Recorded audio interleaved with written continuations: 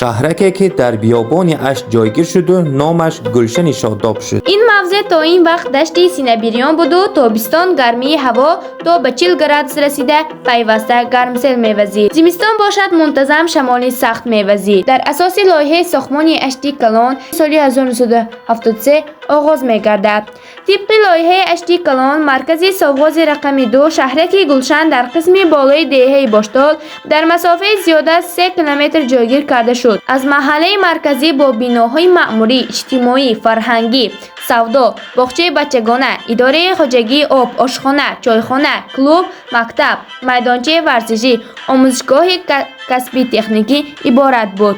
خانه‌های استقامتی در نوبت یکم و در نوبت دوم ساخته شده. اساساً از خانه‌های استقامتی دولتی و شخصی عبارت بوده. در دو طرف راه مرکزی شهرک جایگیر گشتند. در نوبت یکم موافق لایحه 30 محله ساخته میشد. ساختمان خانه‌های استقامتی از محله رقم 1 از راه درآمد شهرک آغاز گردیده. اولین بینایی که ساخته شد به اولین استقامت کننده دشت سینه‌بریانی اشتی کلان بابای عمرزاق ارمتف داده می شود که عین حال فرزندانشان کیمسن علی و عثمان علی در آن زندگی دارند. تیر ماه سال 1976 با قرار کامجرایی ناحیه از 26 می سال 1976 این دیاری نو تشکیل شده شهرک گلشن نام گرفت. موافق معلومات کتاب گلشن امید این دیار با نام یگان اشخاص گذاشته نشده است و بعضی آوازه های و گفته های شخصانی معین اساسی واقعی ندارد. اولهای ماه اکتبر سال 1976 همه سرمتخصصان خواجگی با اهل عائله‌شان به شهرک کوچیده آمدند. مردم نیز از روش کار با خبر گشته سعی کوچیده آمدن را کردند. آنها نه تنها از حدود ناحیه اشت بلکه از تاجیکستان و بیرون از آن کوچش ها را آغاز نمودند. آخرهای سال 1975 برای کوچانیدن دهه باشتال 350,000 روبلی همان وقت مبلغ جدا کرده شد که از همین حساب بعضی عائله ها تا 20,000 سوم کمک یک وقته گرفتند. همزمان همه موادهای ساختمانی خانه هایشان را رایگان گرفته صاحب ناله از 10-15 ساتیق زمینی نزد حولگی و خانه های استقامتی کمونالی گردیدند. اهالی دهه باشتال با برابری گرفتن این مبلغ ها منفعتی کلان دیدند. از همین حساب بوسهای انگاری خریداری نموده. در مهلت 1-2 سال از حساب درآمد پشم انگاری که همان وقت 1 کیلوگرمش 70-80 سوم ارزش داشت سطح زندگانی خود را خیلی بلند برداشتند. این غمخواری بی‌نظیرانه دولت و حکومت آن وقته بود که مثلش را مردم دهات دیده نبودند. محله های 15 و 16 در طرف بالای راه مرکزی واقع گشته در آنها اساساً باشندگان دهه باشتال 54 خانه شخصی ساختند. در محله های 21 و 30 اساساً خانه های شخصی جایگیر گردیده است. تا به انجام رسیدن ساختمان های دولتی در این محله زیاده از 270 خانه استقامتی با اچسکه های نزدی حولگی ساخته شدند. عموما در دوام 23 سال ساختمان اشتی کلان در شهرک گلشن 280 بینای دولتی برای 500 عائله و 260 خانه شخصی برای 360 عائله به استفاده داده شد که در آنها زیاده از 4000 نفر زندگانی میکنند. بینای اداره سوغاز رقم 2 که امروز بینای مرکز جماعت است. بینای اداره سوغاز رقم 2 این اداره در مرکز شهرک گلشن قامت افراخته در برش راهی درآمد سوغاز و راهی مرکزی جایگیر شده است. 1978 ساخته به استفاده دادند. در عاقب این بنا مرکز تلفنی به کار پرداخت که آن از 1000 نقطه تلفنی عبارت بوده. تمام ساکنان شهرک گلشن را با علاقه تلفنی تامین می‌گردانید. ساختمان کلوب با کتابخانه شهرک گلشن. کلوب سوغاز رقم 2 در قسم پایانی راه مرکزی در راه برای اداره سوغاز کلوب برای 400 جای نشست 1980 ساخته به اتمام رسانیدند. در طرف چپ آن کتابخانه جایگیر گردیدند. ساختمان آشخانه برای 75 جای نشست. آشخانه برای 75 جای نشست در دوام سالهای 1977 1978 ساخته و استفاده داده شده است. ساختمان خانه سودا در بالای راه اداره امروزه جماعت. خانه سودای شهرک در قسم بالای راه مرکزی در پهلوی خانه خدمت معیشی جایگیر گردیده است. ساختمان مکتب رقم 37 به نام بحرالدین کمال‌الدین نو. ساختمان مکتب برای 640 خواننده آغاز شد. این مکتب اولین انشاءاتی مکتبی اشتی کلان بوده. در دوام 2 سال ساخته شده و یکی از کلانترین مکتب‌های ناحیه به حساب می‌رفت. رفت. ساختمان آموزشگاه کسبی تکنیکی رقم 64 در شهرک. در اساس لایحه آموزشگاه کسبی تکنیکی برای 360 نفر خواننده ساخته شده است.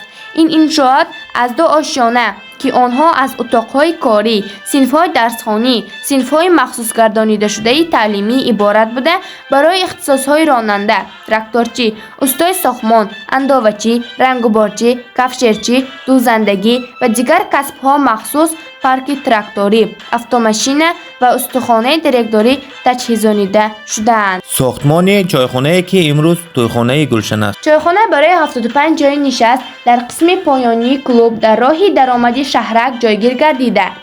سال 1977 ساخته به استفاده داده‌اند و یکی از چایخانه‌های بهترین ناحیه گردید و آدمان از گرد و اطراف شهرک به این چایخانه برای استراحت می آمدند. ساختمان خانه خدمت معیشی. خانه خدمتی معیشی از حجره‌های گوناگون از آن جمله سرتراشخانه، صورتخانه، سیخ لباسدوزی، موزه‌دوزی، آرایش زنانه و دیگر نمودی خدمت‌رسانی‌ها عبارت بود. ساختمان باغچه رقم 1 و 2. کودکستان رقم 1. کودکستان رقم 1 در محله استقامتی ساخته شده. این یکمین کودکستان در لایحه اشتی کلان بوده.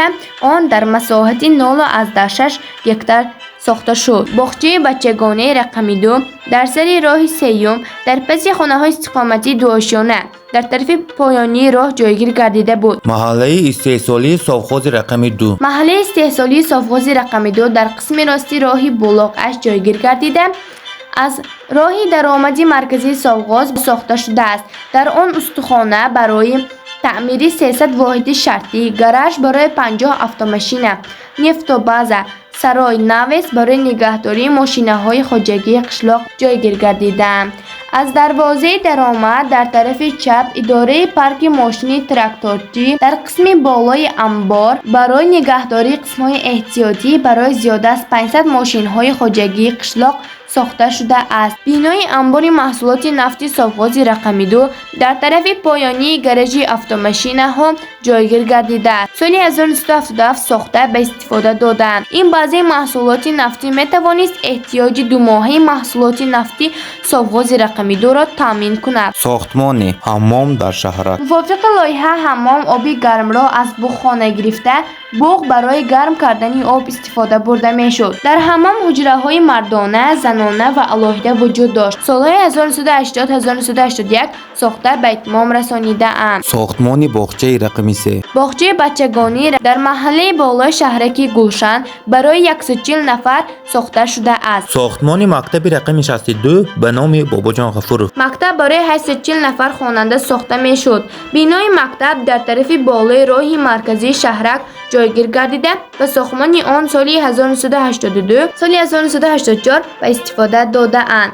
بینای مکتبی مذکور با اصول نوی ساختمانی ساخته شده در 2 بست 840 نفر خوانندگان را به تعلیم فرا گرفته می توانید. ساختمان فرمه شیری مالی برای 800 سر چاروا. فرمه شیری مالی سافخاز رقم 2 در قسم پایانی راهی خوجنداش جایگیر گردیده.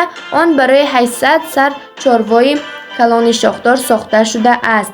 فرما یک محل استحصالی بوده. سیخ شیر و روغن برای کارگردی 10 تن شیر، سیخ برای استحصالی خوراک چاروا، خزینه برای 300 تن خوراک‌های آمیخته ساخته شده. کافتن چاه‌های عمودی برای تامین آب در شهرک. چاه‌های عمودی پیش بینی کرده شده که این از چاه‌های میکافتگی برای آبیاری خیلی چقور لازم بود.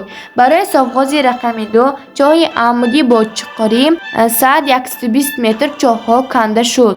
ساختمان دکخانه‌های گرم‌دهی. مرکزی مأموری محله استحصالی فرمه شیری مالی از بخانه مرکزی گرم کرده می شد. دکخانه در قسم پایانی راه خوجنداش در پهلوی راهی پارک ماشین تراکتور ساخته شده. سالی 1980 به انجام رسانیده به استفاده داده اند. برای با آب گرم تامین نموده 2 آب گرم کنک نصب شده است که آنها خانه‌های استقامتی را با آب گرم تامین می کردند. جماعت دهات شادابه در اساس اوکازی پرزیدیوم سوویت عالی جمهوری تاجیکستان از 28 یونی سال 1983 در هیئت ناحیه 8 از حساب تقسیم نمودنی جماعت دهات قمشقران تشکیل یافته است.